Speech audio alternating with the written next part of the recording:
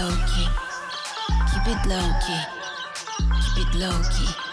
Just keep it low key. Don't say a word. Keep it low key. Keep it low key. Keep it low key. Can you keep a secret? Ooh, la la la. La la la la la. Ooh, la la la.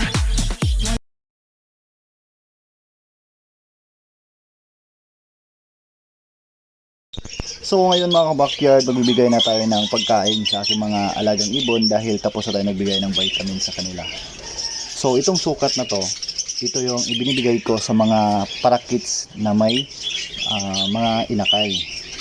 At saka hinahaluan ko din ng oat growth. Ayan.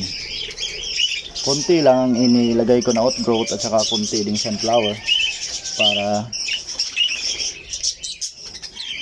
may may makain sila na sunflower. Maganda kasi ang sunflower mga ka-backyard dahil nakapagbibigay ito ng magandang katawan sa ating mga alagang baby parakeets. So ayan, bibigyan na natin ng aking rainbow material parakeets na parisan. At saka dito naman sa kabila, ito yung double crest pearlback hagoromo ko. So nung nakaraan na vlog ko sa inyo, ang partner niya na sky blue cinnamon is namatay po dahil siguro yon sa init ng panahon.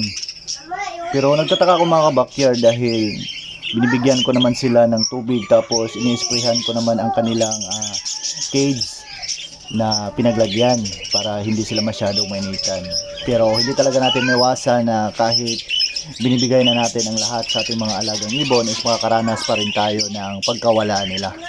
Pero kahit na nawala siya mga ka-backyard, meron naman tayong bagong ipinartner sa aking spangle. Ayan, yung lutino ko na hen. So may tatlo na po siyang inakay ngayon mga ka-backyard. Actually ang bloodline sa lutino na to, isang parents niya is yung English Badgie ko na na sky blue. At saka mayroon na din yung painakay ngayon mga ka-backyard. Ipakita ko sa inyo pagkatapos kong mamigay ng pagkain dito dahil bibigyan din natin sila para ma-update ko sa inyo. At ang papa paw niya is itong spangle ko na double crest pearlback hagoromo. So, ibinalik ko siya sa kanyang papa mga ka-backyard. Ang plano ko is makapagpalabas tayo ng malaking pearlback hago ng mga painakay. So, hindi na sila maliit dahil na-mix na po natin sa English Badgie ang painakay nila. At saka dito naman sa kabila, ayan, ang lakas talaga nilang kumain. So pag once may kayo mga backyard, may mga alaga kayong pairing ng parakeets na mayroon ng mga painakay, huwag nyo silang tipirin sa pagkain. Bigyan nyo sila ng sapat na pagkain sa bilang ng kanilang mga inakay na inaalagaan. Dahil madali pong lumaki ang inyong mga painakay pag once maganda po ang ibinibigay ninyong pagkain sa kanila o hindi nyo sila tinitipid. So ayan, ilan nga yung painakay mo, tingnan natin. So mayroon po siyang 5 painakay mga ka-backyard. Actually mayroong maliit dito, ayan. Ayan yung maliit, yung pinakabunso sa kanila, ito. Yan yung maliit, yung wala pang balahibo ang ulo. Ayan, kita nyo yung pinakamaliit. Ayan. So ang inakay po niya is may 5 po siya ditong inakay. At saka malalaki na. Saka yung pinakabunso is napakaliit mga ka-backyard. Pero mabubuhay yan dahil ang parents na to is maganda talagang magsubon o magpakain ng mga painakay. Tingnan nyo mga ka-backyard, ang sipag niyang magpakain sa mga inakay niya. So isa ito sa nagustuhan ko sa parisan na to dahil maasahan ko talaga siya in terms of breeding pag once nakahatch na siya ng mga parakeets babies. At saka ito namang cock is maganda din siyang mag-alaga sa hen. Kaya maganda ang result sa mga inakay nila. Actually mga ka-backyard, pang 3 clutch na nila to.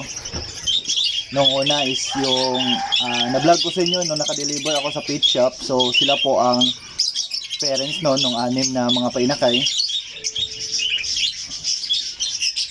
At saka lulusog po ng mga painakay na yun mga ka-backyard.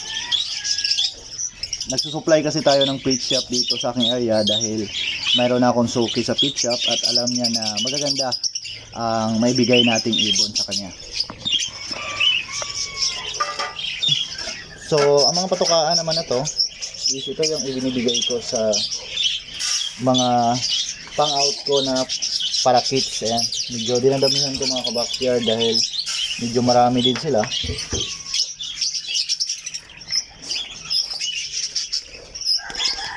So, ito nga pala yung mga pang-out ko na para kits. Ayan. So, medyo marami-rami pa sila mga ka-backyard. Actually, mga ready to breed na to, mga ibon na to. So kung sino po ang gustong mag-avail sa inyo, gustong mag-start sa pag-alaga ng ibon, so maganda po itong alagaan dahil ang bloodline po sa mga parents na to is mga good breeder talaga na maasahan ninyo in terms of breeding. Tapos pag mayroon na sila mga painakay na inaalagaan.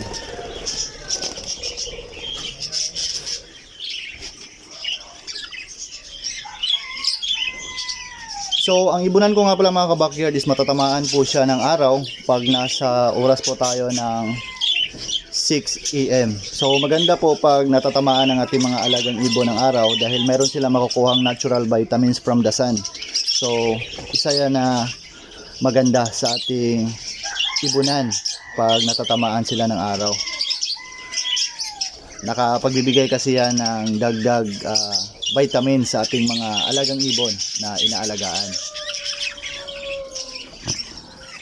At saka dito sa taas mga ka-backyard, bibigyan din natin ito ng pagkain. Ayan. Ito mayroon ng itong itlog at saka ito may inakay na. So ito silipin natin ngayon kung ilan ba ang inakay niya na hatch dahil hindi ko pa ito nasilip. So bago natin silipin ang kanyang inakay, bibigyan muna natin sila ng pagkain para makakain naman sila habang sumisilip tayo sa loob.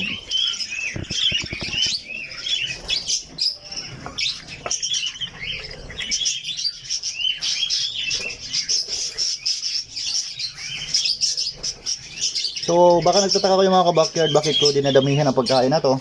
So ang bibigyan ko po nito is may inakay na siya, kaya hindi ko tinitipid ang pagkain para madaling lumaki ang kanyang mga inakay. At saka dito sa kabila, kaya ito medyo maliit dahil wala pa naman siyang inakay at naglilimlim pa yung parisa na to.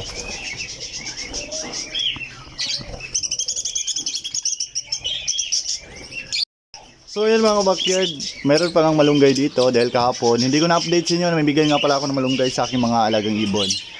Dahil maganda po kasi ang malunggay sa kanila dahil nakapagbibigay po ito ng natural vitamins sa ating mga alagang ibon at maganda din ito sa mga ibon natin na may mga painakay at sa mga ibon na sinasalang natin for breeding dahil nakapagbibigay ito ng natural vitamins sa kanila. So kapag sa tao maganda din ang malunggay at kapag ibinibigay natin sa ating ibon maganda din ang may bigay niyang resulta sa kanila. So ayan, kumakain na po yung kak. So silipin natin ngayon ang loob para makita natin kung ano na ang nangyari o ano ang ganap dito. So ayan, patuloy pa rin sa paglilimlim ang hen mga ka-backyard. So meron po siyang 2, 4, 6. Meron po siyang 2, 4, 6. Meron po siyang 6 na itlog. So huwag natin masyadong tagalan ang pagsilip sa loob dahil naglilimlim ang hen para hindi siya maistorbo. At saka dito sa kabila, tingnan natin kung ilan ba yung painakay na naibigay niya. So samahan niyo ako mga backyard, silipin muna natin itong nest box ko na pang-apat. So ayan, mayroon na pala ito mga inakay mga ka-backyard. So, ilan nga ba? So tagalin muna natin yung malaki para makita natin kung ilan nga ba yung mga inakay niya. 1, 2, 3. So ilayo ko muna itong malaki para masilip niya ng maayos. 1, 2. So, mayroon nga palang 5 na inakay dito mga ka-backyard. So, ayan, nakikita nyo. 1, 2, 3, 4, 5. 6 pala mga ka-backyard ang kanyang inakay. Actually, 3 ito. 4, 5, 6. So, ang 6 is medyo maliit siya dahil huli siguro ito. So, ayan. So, maganda ito mga ka-backyard dahil by the last month of November is pwede na tayo makaharvest sa mga painakay natin dito. So ito nga pala yung sinasabi ko sa inyo mga ka-backyard na parents nung ipinaris ko sa aking Spangle Prellback Hagoromo na parakit. So ayan po yung female. Yung female is yun po yung partner dati ng Prellback Hagoromo ko na Spangle. At saka dahil ready na to breed ang kanyang inakay at time din na namatay yung partner ko sa kanya na Sky Blue Cinnamon. Kaya ayun, ibinalik ko sa kanyang papa ang kanyang anak na female para makita natin ang result. At saka ngayon ang ipinarture ko sa English Badge na to is itong yellow TCB ko na female dahil ang partner nito is nagkakaroon po ng sapula at saka magaling na siya ngayon. So hindi ko muna yun ibinalik for breeding para medyo makarelax talaga siya ng mataas. So ito po siya. Ayan. Ito po yung English Badge ko na nung last vlog ko sa inyo nagkaroon po siya ng sapula at gumaling. So kung gusto nyong gumaling ang ibon nyo na may sapula mga ka-backyard at kung nakaranas kayo, tingnan nyo lang ang video ko. Mayroon akong vlog patungkol sa paano ang treatment sa ibon natin na nagkakaroon ng sapula para magapan ninyo at magamit pa ninyo for breeding ang inyong mga alagang ibon na nakaranas ng sapula. So tingnan natin ang nest box mga ka-backyard sa parisa na to dahil mayroon na po silang inakay. So ayan, may dalawa po silang inakay ngayon. Tsaka ang gaganda po dahil English Badge po ang mga painakay na to. At ang ganda po ng hen natin mga ka-backyard. Tingnan nyo ang kanyang biguti. Napakaganda po. Kaya update ko rin kayo pag once may mga balahibo na ang mga painakay nila para makita ninyo kung gaano sila kaganda. So ang pagkain ko nga pala na ibinibigay sa aking mga English Badges, nagbibigay po ako ng Canary Mix, oat growth at saka sunflower seeds. So ito po yung mixing ko sa pagkain na ibinibigay ko sa kanila. At magbibigay din ako mga ka-backyard ng chick booster para sa ating mga ibon na may mga painakay. At saka dito naman sa taas, ito yung parisan ko na Bio Prellback Hagoromo at saka itong Hago breed na green. Ayan. At saka ngayon mga ka-backyard, meron na po sila mga painakay. Nung una kong vlog sa inyo is naka-harvest tayo dito ng 4 na mga magagandang inakay. Ayan. Nagsusubuan po sila mga ka-backyard. Ganito po ka-sweet ang parisan na to. So nagsusubuan sila dahil sinusubuan po ng cock ang hen. Dahil meron na sila mga painakay dito. So silipin natin ang loob para makita nyo kung gaano kaganda ang mga painakay nila at ilan ba yung mga naibigay nila sa atin. So ayan mga ka-backyard. Ayan. So tingnan natin kung ilan ba. So 1, 2, 3, 4, 5, 6, 7. So may 7 po sila ng mga painakay mga ka-backyard. Ang dami. Ayan. So ang pang 7 po nila is yung maliit. Ayun. Yung pinakamaliit ito. Tingnan nyo. Ito yung pang 7 nila. Itong huli. So ayan. Napakadaming inakay mga ka-backyard. So, ang sekreto ko po sa madaming mga painakay ng aking mga alagang ibon is yung vitamins po na essential vitamins. So, yun lang po ang ginagamit ko sa aking mga ibon na may mga painakay. At subuko na yun na maganda talaga sa breeding o maganda talaga sa ating mga parisan na may mga painakay. Dahil kita nyo naman mga ka-backyard ang ebidensya. Marami silang mga painakay ngayon. Nung una, 4 lang ang kanilang mga painakay at tapos sa second clutch nakabigay na sila ng 7 na mga painakay. So ayan, ang gaganda po ng mga inakay nila. So maganda ito mga ka-backyard para sa dagdag materyales sa ating ibunan. Dahil ang plan ko kasi magpaparami ako ng mga pearlback Hagoromo at yung mga incomplete hago. Dahil gagawa po ako ng colony cage sa kanila para doon sila ilagay. So I hope mga ka-backyard makagawa tayo.